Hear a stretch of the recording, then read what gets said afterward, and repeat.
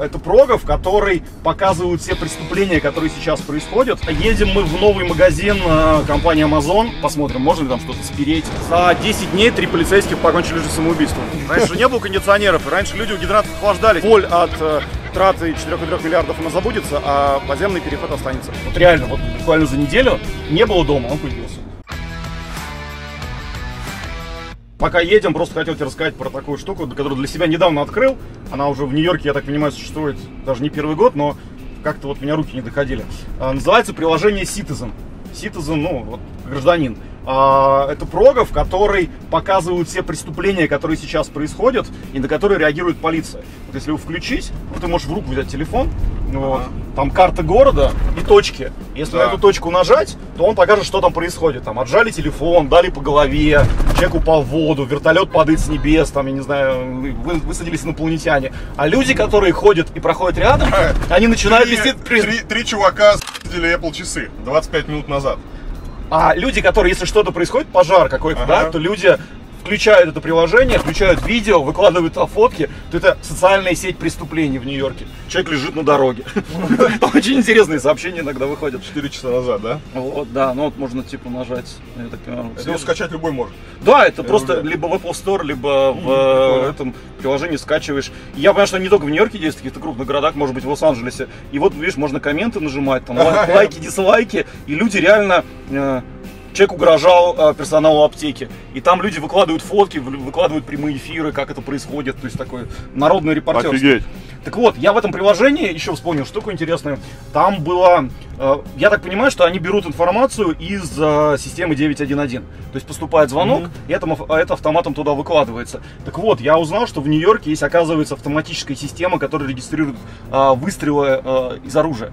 По всему городу стоят специальные микрофоны, датчики.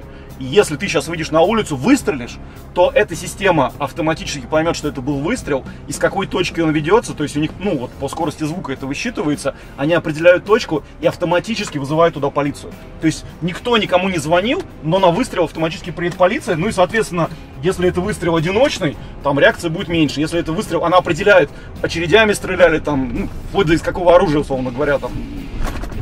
Вот, если там будет очередь, выстрел очередью, то приедет толпа полицейских в эту точку. И будут уже разбираться, что это было, кто стрелял, что это был за звук и так далее. А из петарда? Вот, я не знаю, надо прочитать про эту систему, я себе закладочку в гугле нашел. Я думаю, что у них достаточно хорошая аналитика по звукам, и, видимо, они умеют отличать петарды от не петард. Но у меня тоже появилась мысль, в Нью-Йорке запрещены фейерверки. Здесь вообще запрещены любые там взрывы, что угодно. И может быть этот запрет связан не с пожарной опасностью, как всем как бы рассказывается, что из-за этого много пожаров, а именно из-за того, чтобы они не забивали, не спамили эту систему, чтобы она реагировала реально на выстрел. Может быть причина в этом. Вчера мужик упал в воду, я включил, там прям был прямой репортаж, то есть 20 человек выкладывали фотки этого мужика в воде, там вертолеты сверху летали и так далее. Очень прикольно. Так, ну, может быть, тогда давай ты упадешь в воду, мы проверим, когда работаем. Ну, не хотелось бы, конечно. Вот. Вы видели, как в Лионе кладут тактильную плитку? Точнее, ее не кладут, а клеят. Да, вместо уродливых желтых тактильных плит там аккуратные белые наклейки с пупырышками. Но их можно наносить только на асфальт, а на плиточных тротуарах в Вене вкручивают металлические пупырышки. Иногда их дополнительно покрывают специальной краской, чтобы во время дождя у пешеходов не скользили ноги. Посмотрите, как красиво и аккуратно такая плитка смотрится. Хотите попробовать разобраться, как правильно делать доступную среду в городе? Я бы порекомендовал вам наведаться во Францию. А билеты туда лучше всего искать через Aviasales. Этот сервис мониторит цены у сотен авиакомпаний и за считанные минуты подберет вам самые дешевые. Для самых требовательных там есть большой набор фильтров для поиска идеальных билетов. Вы можете фильтровать их по цене, времени вылета или прилета, количеству пересадок, любимым авиакомпаниям и нужным аэропортам. Так вам не придется тратить время и просматривать десятки неподходящих вариантов. Ссылку на Aviasales я, как всегда, оставлю в описании. Впереди, кстати, вот видишь пожарная часть.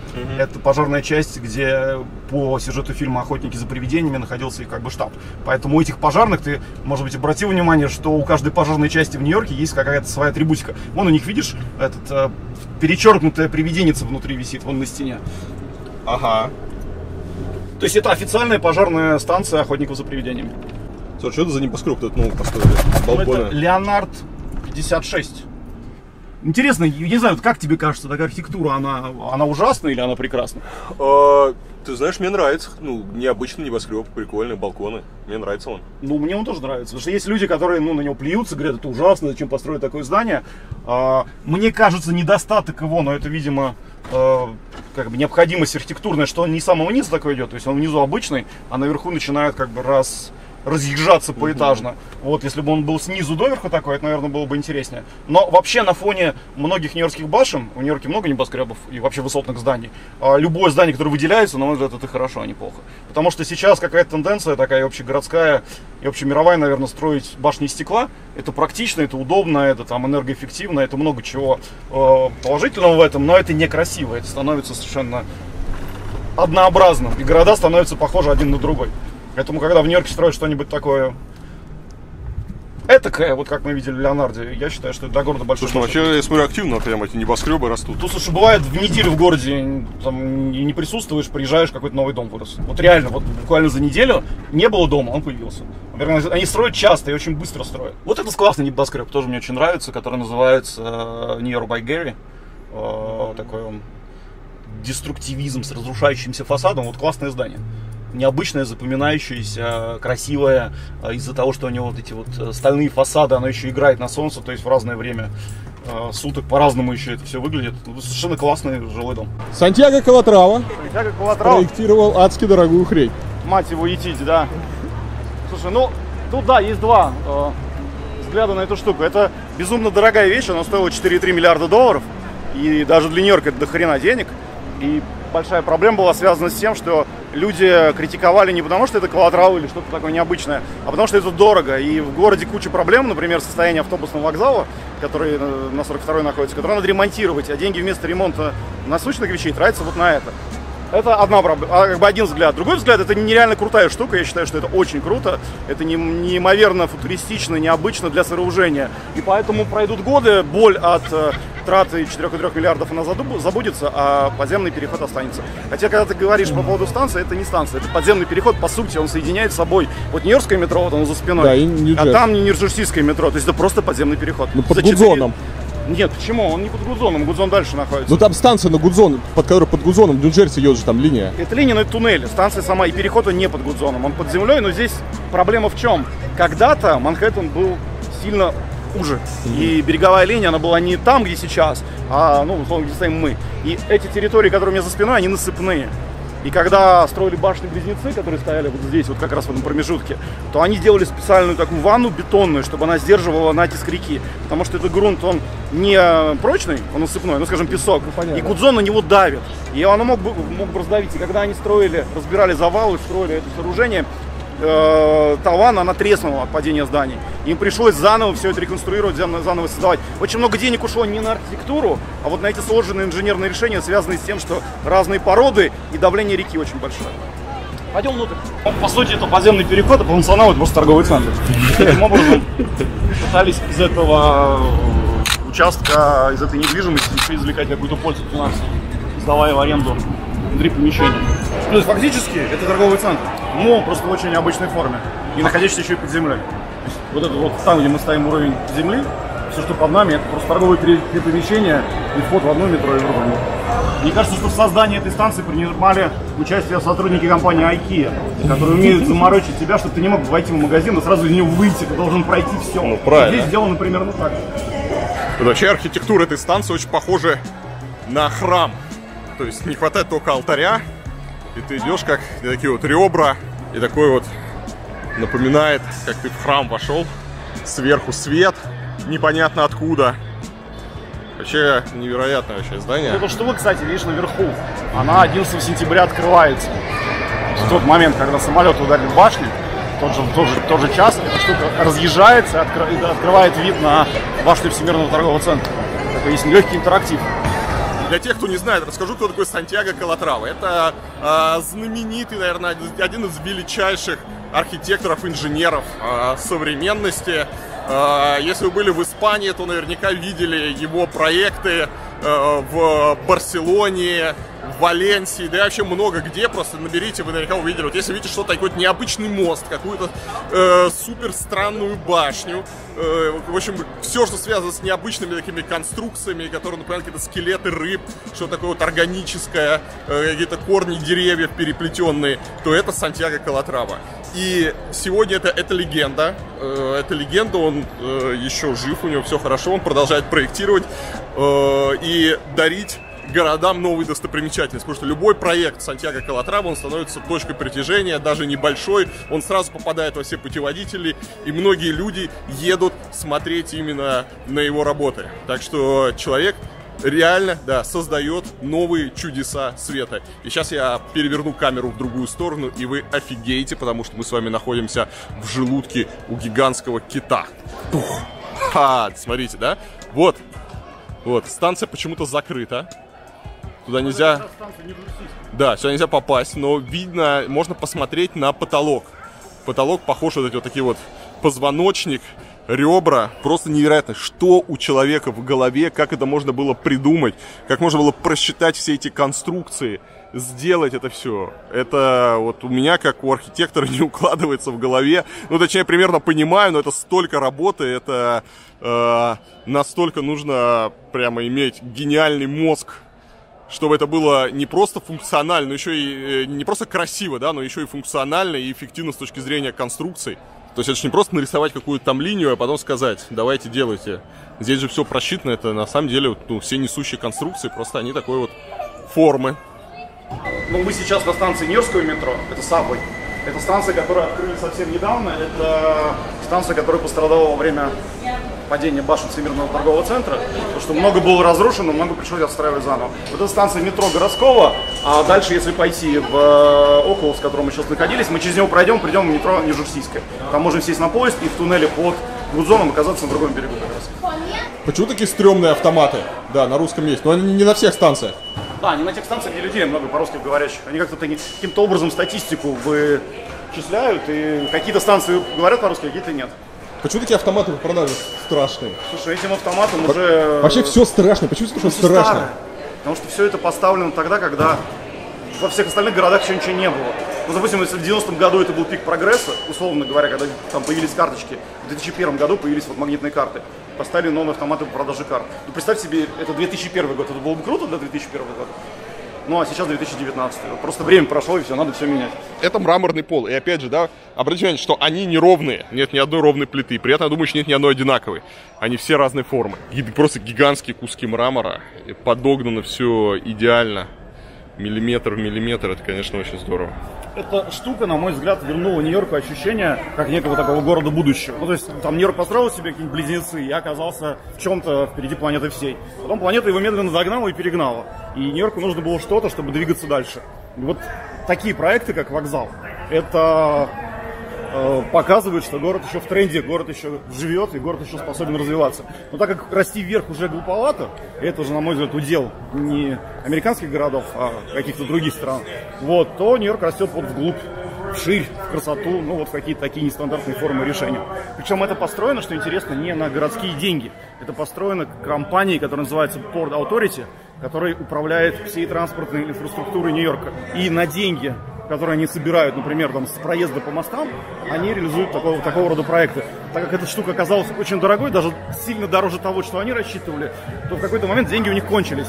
И для того, чтобы закончить этот проект, им пришлось поднимать стоимость проезда по мосту. Вот то, что я сейчас плачу $15 за мост, я в том числе плачу за их ошибки, на самом деле.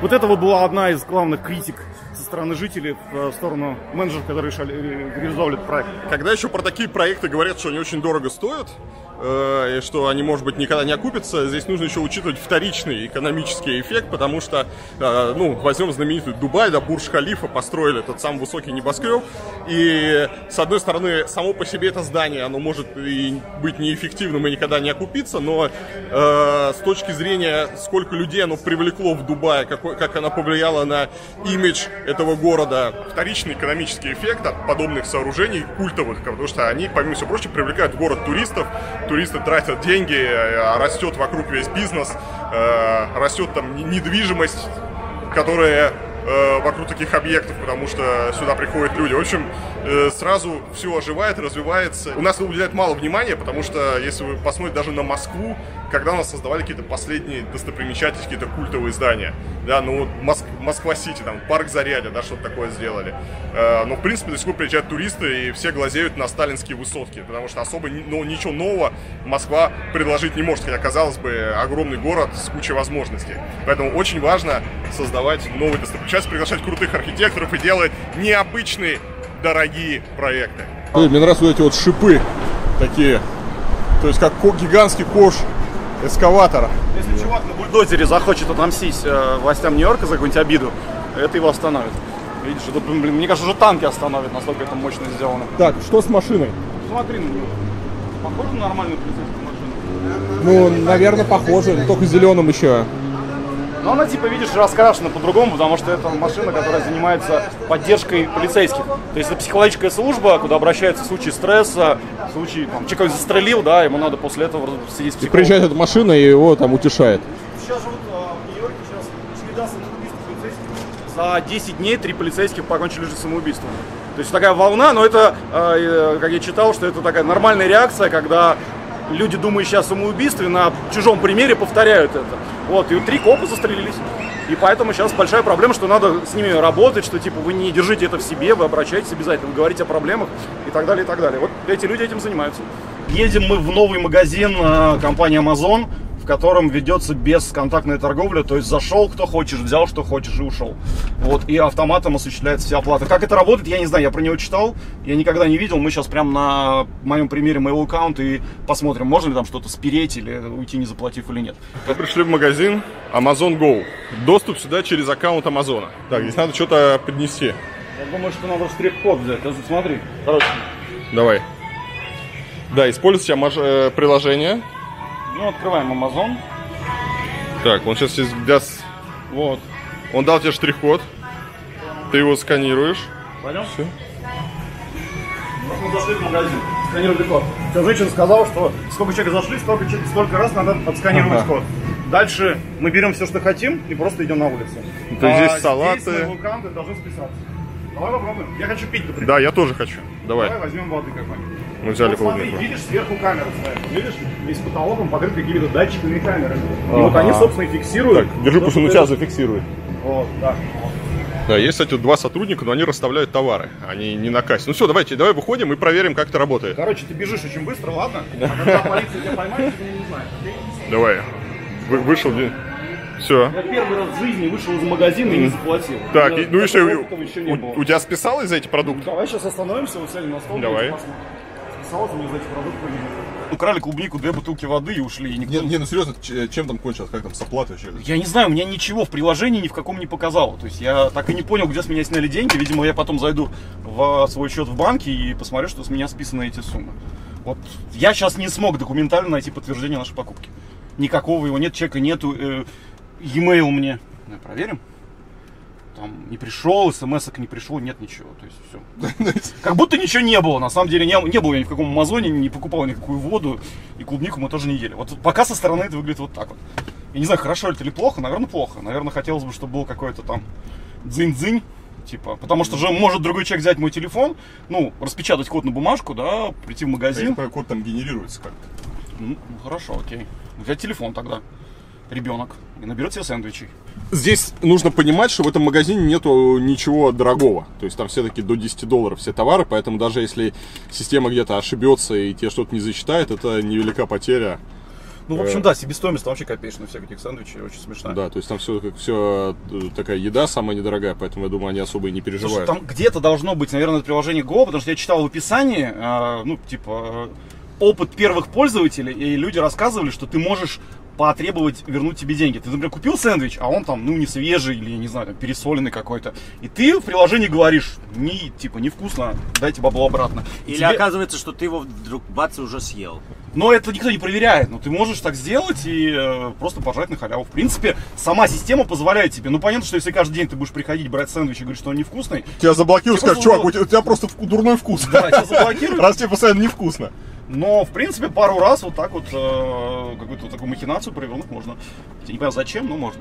Расскажи про этот прекрасный мост, пока мы его переезжаем.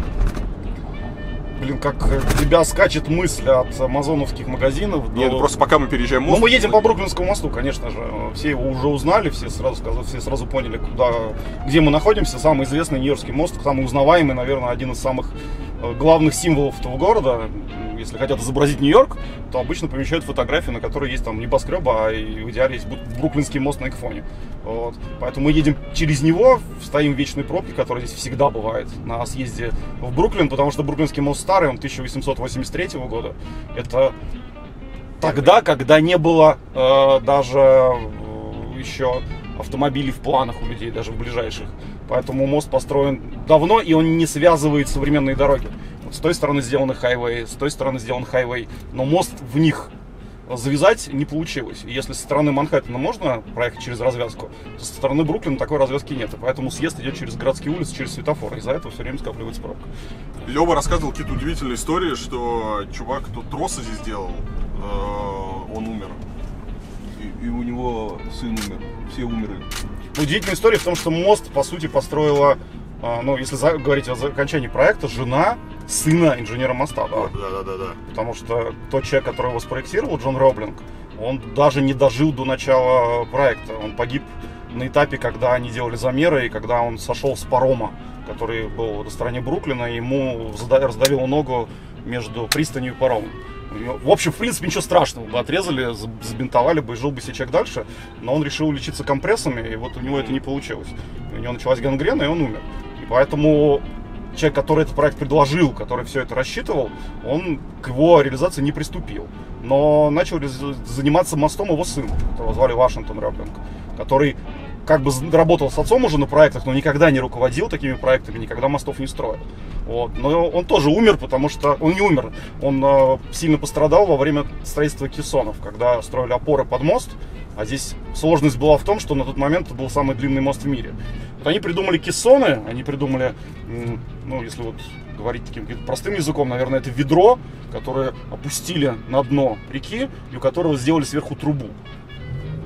Туда накачали воздух, выдавили оттуда, выкачали воду и давление сделали избыточное, чтобы вода внутрь. То есть это фактически водолазный колокол, только в таком большом-большом размере.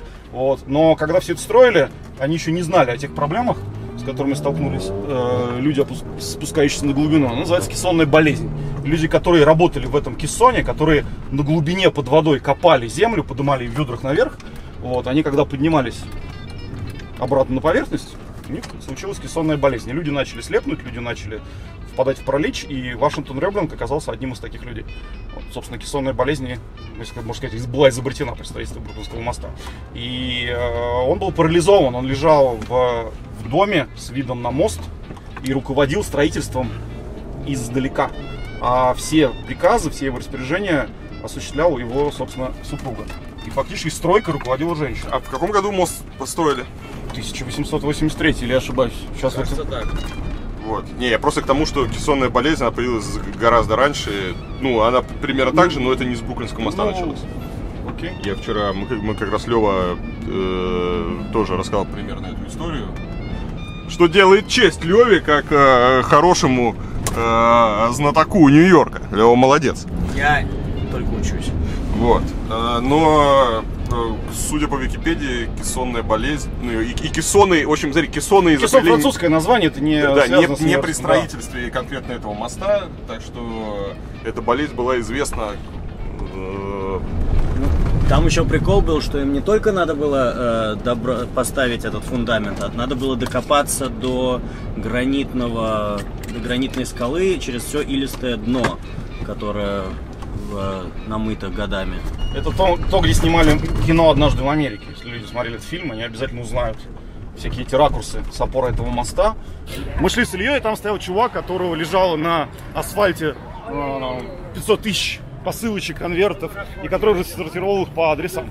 Я каждый день вижу, когда в Нью-Йорке люди этим занимаются, и просто поражаюсь, как у Амазона круто организована сама система доставки. Просто тот объем, так, сейчас если велосипедист собьет, тот объем товаров, которые продаются в этом городе ежедневно, с доставкой в течение 3 часов, и которые доставляются. Вот я через Amazon заказываю практически уже все. То есть я уже не хожу, кроме продуктов, в магазине ничего не покупаю. Но если только не спонтанная покупка, там что-то тупо понравилось. Если нужно купить подарок там ребенку на день рождения, я пойду на Amazon. Я иду в гости, я иду на Amazon. Это просто удобно. И я заказываю каждый день что-то. И ни разу за годы работы лично у меня ни разу ничего не пропало, не потерялось, не было какой-то претензии. Если мне не нравится товар, я просто отправлял обратно, мне без вопросов возвращали деньги, не спрашивают, понравилось, не понравилось, почему, не почему. Поэтому я, реально считаю, что то, что делает Amazon, это очень-очень круто. Как быстро они доставляют? В Нью-Йорке есть доставка в течение 3 часов. То есть я купил, через 3 часа мне принесли. Да ладно? По городу. Офигеть. У меня, я живу в Нью-Джерси, скажем, уже в деревне, уже не в городе и не рядом с городом. То есть это уже далеко. У нас доставка на следующий день. Гидрант, видишь, он такое историческое средство охладиться в городе. Раньше не было кондиционеров, и раньше люди у гидрантов охлаждались. И город открывает специально, чтобы дети могли играть на улице. Это такое, естественно, такая... Это специально открыли? Специально открыли, да. Да ладно? Ты можешь пойти, насколько я помню, могу ошибаться, но, по-моему, ты можешь пойти то ли в местный полицейский участок, то ли в пожарную часть и попросить, чтобы они тебе открыли гидрант. Они ставят такую перемычку, которая делает не поток, а брызги, и открывают своим ключом. Офигеть. Потому что люди, если ты им запретишь, они будут все равно открывать эти гидранты, но тогда будет расход воды в 100 раз больше. А так оно типа эконом-режим. Слушай, а то, что они изготовят на тротуаре, это можно у вас так? Слушай, я не помню запрета на готовку по закону. В парках нельзя. Там есть официальный запрет. На улицах запрета нету, но вообще, наверное, в другом районе могут полицейские попросить тебя этого не делать. Но все же очень сильно зависит от района. То есть все очень локально. Есть районы, где полиция на какие-то вещи, на Манхэттене так нельзя точно, а в Бруклине так можно, и никто не будет тебя за это ругать. Это та же вода, которая в Нью-Йоркском водопроводе. Она чистая. Ты кран откроешь на кухне, у тебя будет течь та же вода, которая течет из гидранта. Это питьевая вода. Это питьевая вода. Они открыли сами, то есть они взяли ключ, открыли гидрант на чуть-чуть. Лишь не сильно, чтобы не плевало. Никаких проблем с этим у них нету. Видишь, они сказали, если бы мы сейчас ее на полную открыли, то пришел бы Fire Department и закрыл нам ее. А мы ставим вот эту штуку специально, чтобы она брызгала. Нас предложили угостить гамбургером. Здесь, конечно, круто. То есть тут народ поет какие-то песни, жарит мясо. Вот. Рядом хасиды грузятся в автобус. Где мы едем, Денис? Что происходит? Почему так трясет?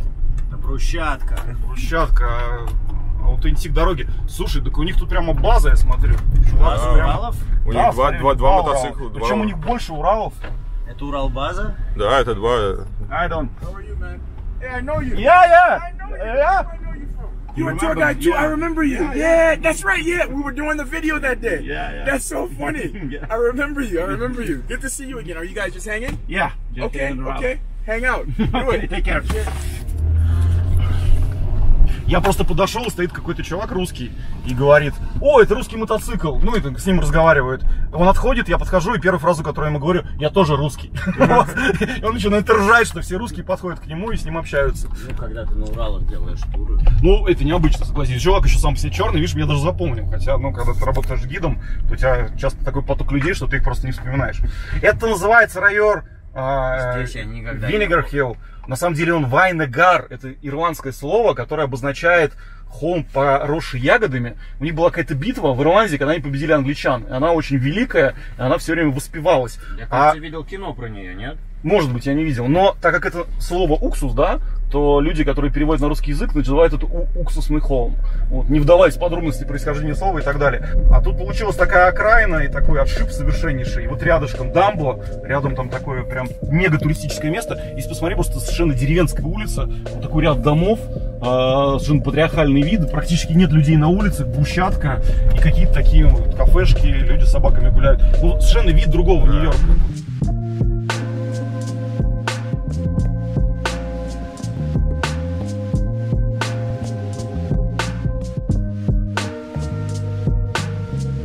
Так, куда мы сейчас приехали? Мы приехали в Бушвик, мы приехали в промзону, населенную хипстерами, в которой развивается сейчас, активно развивается все, что связано с таким словом, как стрит-арт, с уличным искусством, с граффити и так далее, и так далее. Все это достаточно локально, есть какие-то очаги, скажем так, стрит-арта. Вот мы едем, наверное, в главное, а дальше от этого костра отлетают угли и где-то там по соседству еще тлеет. Поэтому на самом деле... как ты, какой романтик, а? от этого костра отлетают угли. Сегодняшний фестиваль разговора о Брайтоне, они сделали из меня романтика. Вообще это промзона, вот если посмотреть вокруг, да, все, что мы видим, это действующая, нормальная, совершенно нью-йоркская промзона со всякими складами, какими-то китайскими фабриками по производству лапши, с мусоровозами, отстаивающимися на обочинах и так далее, и так далее. То есть это действующая производственная территория. Но вот в этой промзоне сейчас мы приедем и прикоснемся к теплу, которое дарит нам уличное искусство. Это район, в котором граффити обновляются раз в год в обязательном порядке, и в течение года что-то дорисовывается, появляется новое. Вот недавно совсем была такая глобальная вечеринка, все это происходит, когда перекрываются улицы, приезжают диджеи, фудтраки и художники, и начинают рисовать на всех стенах, которые вокруг. Вот. Какой костяк работ он происходит в этот день, а потом в течение года кто-то дорисовывает. В Нью-Йорке есть такое понятие, называется Chinatown Truck. Это грузовик, который, как правило, принадлежит какой-то китайской компании, которая находится хер знает где, и паркует его в этом районе. А дальше грузовики, стоящие где-то на отшибе, привлекают себе людей с баллончиками. И люди начинают на грузовиках делать вот такие вещи. А это не очень красиво. Поэтому появилась такая штука, когда владельцы траков заказывают разрисовку. И тогда, если на ней, на грузовике, вот как с левой стороны ты можешь снять, кто-то нарисовал что-то, тогда дикие граффитчики его не трогают. Из уважения к автору, плюс люди зарабатывают деньги, то есть к уважению к профессии. У людей, которые рисуют, это один из видов заработка в городе. Они могут разрисовывать грузовики. И грузовики являются такими передвижными стрит-объектами. Я их даже фотографирую, делаю коллекцию нью-йоркских грузовиков. Иногда это очень красиво, очень прикольно сделано. Вообще такое удивительное смещение ночной жизни в сторону промзоны. Понимаешь, что здесь дешево, здесь огромные пространства, здесь есть возможность организовать визуально то, что невозможно сделать на Манхэттене, или очень дорого. Поэтому вот сейчас сезон, ночная жизнь перемещается сюда, в Бушвик. Есть вечеринки, которые там где-то афишируются, где ты можешь просто приехать, купить билеты, которые проводятся регулярно.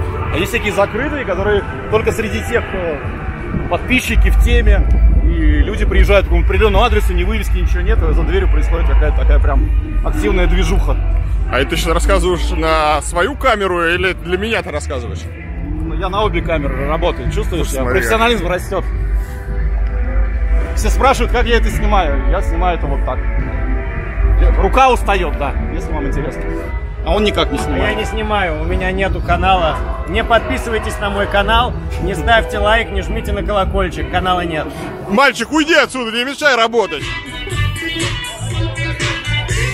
И вот тут тоже везде искусство. А справа была черная ведущая, как ее зовут, Опра была. Видишь, как среда меняет человека? Да. Он шел по улице, а теперь уже и радуется, и танцует сразу же. Танцуй, Лёва.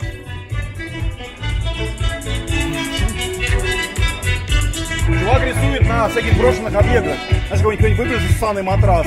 Раз на нем ночью, и у него даже стилистика такая, как икона пишет. Прикольно, что здесь даже реклама делается таким образом. Рекламу делает компания из Вильямсбурга, которая называется Colossal Media, которая крупнейший оператор рисованной рекламы.